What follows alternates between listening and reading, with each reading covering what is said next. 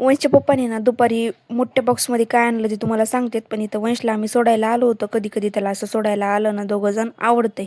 मग वंश पप्पा असले ना आम्ही दोघं जण पण येत असतो सोडायला. आता दुपार झाली होती, मग वंश पप्पाला म्हटलं थोडं थंड काहीतरी खायला आणा.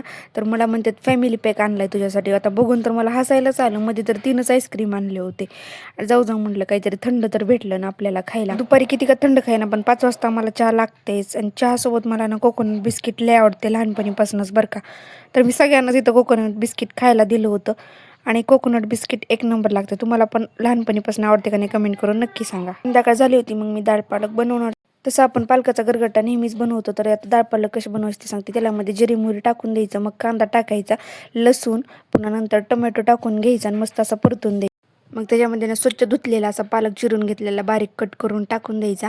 तसं पालकाचा गरगट्टा सगळेजणच बनवतील, पण डाळ पालक ना एक नंबर लागते. एकदा ट्राय करून नक्की बघा. त्यामध्ये तिखट, हळद, मीठ आणि धने पावडर या सगळ्या गोष्टी टाकून घ्यायच्या आणि मस्त अशा परतून द्यायच्या. तसा डाळ पालक अजून बनवायचा असला ना, तुमच्याकडे तडकेवाले मिरच्या असला ना, त्याच्यामध्ये शेवटला ना तडका देण्यासाठी ना सगळं डाळ पालक तयार करून झाला ना, तर त्याच्यामध्ये ना मिरच्या टाकून आणि मस्तपैकी थोडंसं लाल तिखट टाकायचं आणि वरतून तडका द्यायचा. असलं भारी लागतंय ना.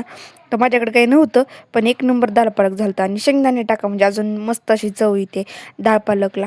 आता एक नंबर झाला होता. व्हिडिओ आवडल्यास लाईक, शेअर, कमेंट आणि सबस्क्राईब करायला विसरू नका आपल्या चॅनलला.